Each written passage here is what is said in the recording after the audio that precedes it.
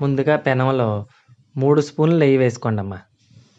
3 table స్పూన్లు నెయ్యి వేసుకొని, నేను గోధుమలు ఆడించుకున్నానండి. గోధుమలు ఆడించుకున్నయి ఒక పావు కిలో తీసుకొని, ఈ నేతిలో వేసుకొని దోరగా వేయించుకోండి. బాగా దోరగా బ్రౌన్ కలర్‌లో వచ్చేలాగా వేపుకోండి. ఈ నేతిలో వేపండి బాగా. చూడండమ్మా, నేను ఎలా వేపుతున్నానో. త్వరగా వేగినాయండి. ఇప్పుడు దీన్ని పక్కన పెట్టేసుకోండి. కప్పుకి 2 కప్పుల బెల్లం వేసుకొని మరగబెట్టుకొని పక్కన పెట్టేసుకోండి. వాటర్‌లో మరగబెట్టుకొని పక్కన పెట్టేసుకోండి. చూడండమ్మా, గోధుమలు బాగా ఉడికిపోయినాయి. ఉడికిపోయిన తర్వాత ఇది కూడా పక్కన పెట్టేయండి. చక్కగా మెత్తగా ఉడికిపోయింది చూడండమ్మా. పక్కన పెట్టండి. ఇప్పుడు బెల్లం వాటర్‌ని ఇందులో శుభ్రంగా వడగట్టుకోండి. ఒక గిన్నెలో శుభ్రంగా వడగట్టుకోండి. వడగట్టుకున్న తర్వాత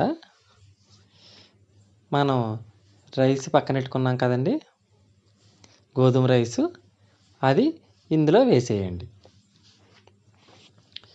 ఈ గోధుమ రైస్ని ఇందులో వేసేయండి.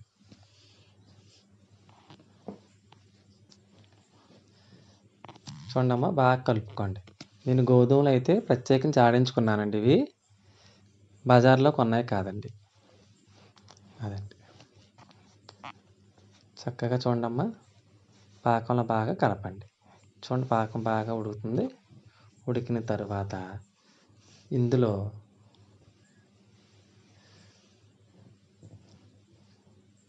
బాగా ఉడుకుతుంది చూడమ్మా. ఇందులో కొంచెం కొద్దిగా నెయ్యి వేసుకోండి. నెయ్యి వేసుకొని కలుపుకుంటూ ఉండండి. కొద్దిగా నెయ్యి వేసుకొని కలుపుకుంటూ ఉండండి. చూడమ్మా, మన అన్నవరం సత్యదేవుని ప్రసాదంలో ఎంత బాగా వస్తుందో ప్రసాదం. చూడండమ్మా, బాగా దగ్గర పడింది ప్రసాదం. చాలా బాగుంది చూడండమ్మా. అన్నవరం సత్యదేవుని ప్రసాదంలో వచ్చింది ఈ గోధుమ నూక ప్రసాదం. చాలా ఎక్సలెంట్గా వచ్చింది చూడమ్మా. చక్కగా దగ్గర పడింది. ఇప్పుడు దీంట్లో ఒక చిటికెడు పచ్చకర్పూరం, కొద్దిగా యాలకుల పొడి కాదండి, యాలకులు చితగొట్టుకొని వేసుకోండి. అన్నవరం ప్రసాదంలో యాలకుల పొడి వేసుకోకూడదు, యాలకులే చితగొట్టుకొని వేసుకోండి. చూడండమ్మా, బాగా దగ్గర పడింది. అన్నవరం ప్రసాదం రెడీ అయింది చూడమ్మా. కొద్దిగా తేనె వేసుకోండి అమ్మా. కొంచెం తేనె వేసుకొని ఒకసారి కలుపుకోండి. కలుపుకున్న తర్వాత దించేయండి. ఒక గిన్నెలో వేస్తున్నాను చూడండి అమ్మా. ప్రసాదం ఎంత ఎక్సలెంట్గా వచ్చిందో. ఈ ప్రసాదాన్ని 3వ రోజు అమ్మకి నైవేద్యం పెట్టుకోండి అమ్మా. అమ్మ మనకి కోరిన కోరికలు తీరుస్తారు. చూడండి అమ్మ, ఎంత బాగా వచ్చిందో.